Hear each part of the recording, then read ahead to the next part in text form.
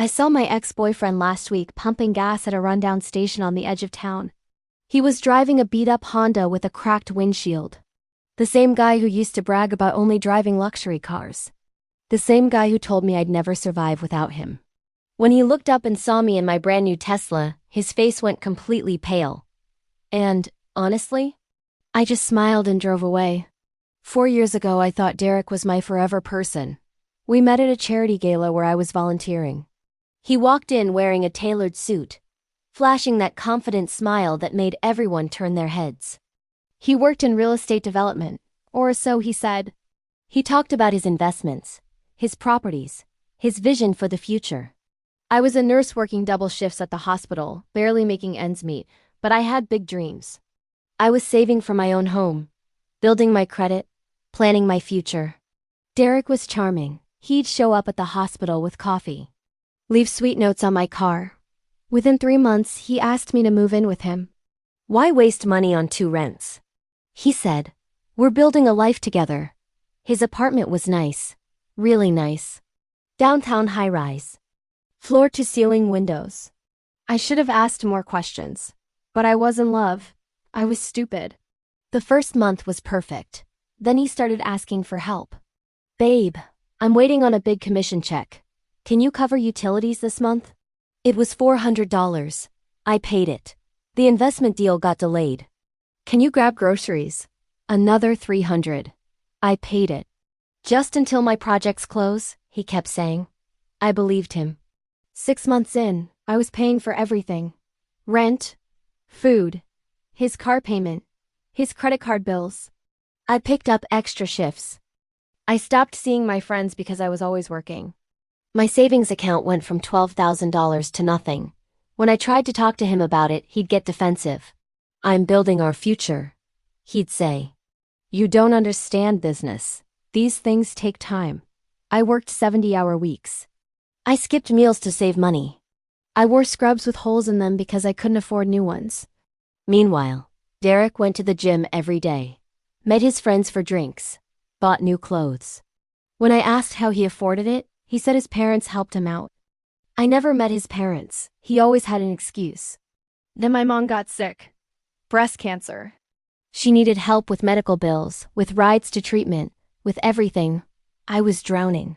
I asked Derek if we could cut back on expenses. Maybe move somewhere cheaper. He looked at me like I'd insulted him. I'm not downgrading my lifestyle because your family has problems, he said. Your family, not our family, your problems. I took out a credit card to help my mom. Then another one. I went into $16,000 of debt while living with a man who contributed nothing. But I loved him. And he kept promising things would change. Just 1 more month, he'd say. This next deal is huge. The breaking point came on my 30th birthday. I'd worked a double shift, came home exhausted, hoping maybe he'd remembered. Maybe he'd done something small. The apartment was dark, empty. I called him. No answer. I texted him. Nothing. At midnight, he stumbled in drunk with 2 of his friends. They'd been at a casino. He'd lost $800. Money he'd borrowed from his friend. Money he expected me to pay back. It's my birthday, I said quietly. He stared at me. Oh, right. Sorry, babe. We'll celebrate tomorrow. His friends laughed. One of them said, Man, she's got you on a tight leash. Derek laughed too. Yeah, she's always on my case about something. They went into the living room. My living room. The one I paid for. And kept drinking. I locked myself in the bathroom and cried for an hour. Then I stopped crying. And something shifted. I looked at myself in the mirror. Really looked. I'd lost weight. I had dark circles under my eyes. I looked 10 years older than I was. And for what? For a man who laughed about me with his friends? Who didn't even remember my birthday? I opened my phone and started making lists. What was in my name? What was in his name? What I could prove. I waited until he passed out. Then I went through everything. Quietly. Carefully. The apartment lease. Only his name. Thank God. The utilities I'd been paying. All in my name. I had records of every payment. 2 years of bank statements showing thousands of dollars going to his accounts, his bills, his life. Monday morning I called in sick to work. First time in 2 years. I went to the bank. I opened a new account he didn't know about. I changed my direct deposit. I called a lawyer. A friend from nursing school had gotten divorced and recommended her attorney. I can't afford a lawyer, I said. She laughed. Honey, this consultation is free. And trust me, you need to hear this. The lawyer explained everything. Common law marriage wasn't a thing in our state. We weren't married. I owed him nothing. Nothing. Every dollar I'd given him? My choice. Legally, I couldn't get it back. But here's what I could do. I could leave. I could protect myself. I could stop the bleeding. Document everything, she said. Especially if he threatens you or tries to access your accounts. I went home and acted normal. I smiled. I made dinner. I pretended everything was fine. Derek didn't notice anything different. Why would he? He never really looked at me anyway. Over the next 3 weeks, I executed my plan. I moved my belongings out slowly. A box here. A bag there. I told him I was donating stuff. Decluttering, I said. He barely looked up from his phone. I found a studio apartment. Small, cheap, perfect. I applied. Got approved, signed the lease. All without him knowing. I opened a PO box and forwarded my mail. I changed all my passwords. I removed him from my emergency contacts. I called my mom and told her what I was doing. She cried with relief. I never liked him, she whispered. But I didn't want to say anything. The day I left was a Tuesday. Derek had a meeting, which meant he'd be gone for hours, probably at a bar. I called 2 of my coworkers. We loaded my remaining stuff into a U-Haul in 45 minutes. Everything I bought, everything that was mine. I left the furniture he claimed his parents gave him. I didn't take a single thing that wasn't mine. But I took everything that was. I left an envelope on the kitchen counter. Inside was a letter and a spreadsheet. The letter said, "Undone. Don't contact me. We're over." The spreadsheet listed every single payment I'd made for him over 2 years. Rent, utilities, food, his car, his credit cards, casino debts. The total was $62,418. I wrote at the bottom, "You're welcome for the free ride. Good luck finding your next victim." Then I left my key and walked out. I blocked his number, blocked his social media, blocked his friends. I disappeared from his life completely. Within an hour, the calls started coming to my coworkers' phones, to the hospital, to anyone he thought might know where I was. He showed up at my mom's house. She called the police. They told him to leave or face harassment charges. He left. He tried for 2 weeks.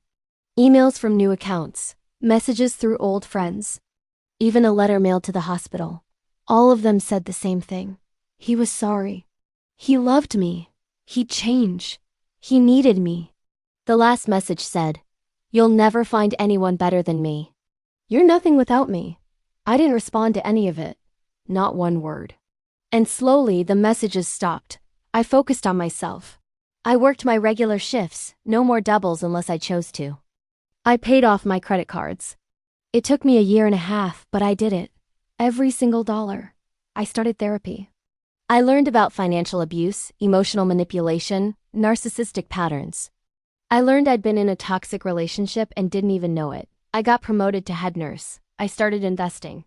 Small amounts at first, then more as I learned. I bought myself a car. Nothing fancy. Just reliable. Mine.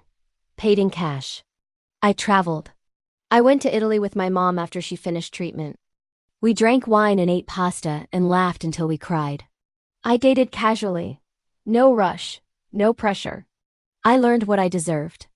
2 years after I left, I'd saved enough for a down payment on a condo. Small, beautiful, all mine. I furnished it exactly how I wanted. No compromises. No one else's opinion. Just me. Around the same time I got serious with someone new. Michael. He's a teacher.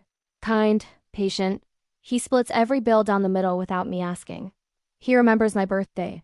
He asks about my day and actually listens. It's so simple. And so different. Last year, I invested in Tesla stock. Did well, really well. I decided to treat myself. I bought the car I'd always wanted. Not to show off. Just because I could. Because I'd worked for it. Because I deserved it. And then last week I saw him. Derek. At that gas station. In that broken down car. I almost didn't recognize him. He'd gained weight. Lost hair. He looked tired, defeated. For a second, I thought about stopping. About asking if he was okay. Then I remembered the laugh. The birthday he forgot. The way he called my mom's cancer. My family's problems. I remembered every shift I worked while he sat at home. Every dollar I scraped together while he gambled it away. So I didn't stop. I pulled up to the premium pump, filled my tank, and drove away. In my rearview mirror, I saw him watching. Just watching. And I felt free. Not angry, not sad, not vindictive. Just free. Because here's what I learned. The best revenge isn't confrontation. It's not even making them pay you back. The best revenge is becoming so successful, so happy, so completely fine without them that running into them means nothing. You teach people how to treat you. And when someone shows you they don't value you, believe them. Then value yourself enough to walk away. No explanations, no second chances. No looking back. Your peace is worth more than their promises. Your future is worth more than their fake potential. And sometimes the greatest love story isn't finding the right person. It's finding yourself after the wrong one almost destroyed you. If you enjoyed my story, please like and subscribe. Share it with someone who needs to hear that they deserve better. Because you do. I promise you do. And one day, you'll be driving your own Tesla past your own gas station, and you'll understand exactly what I mean.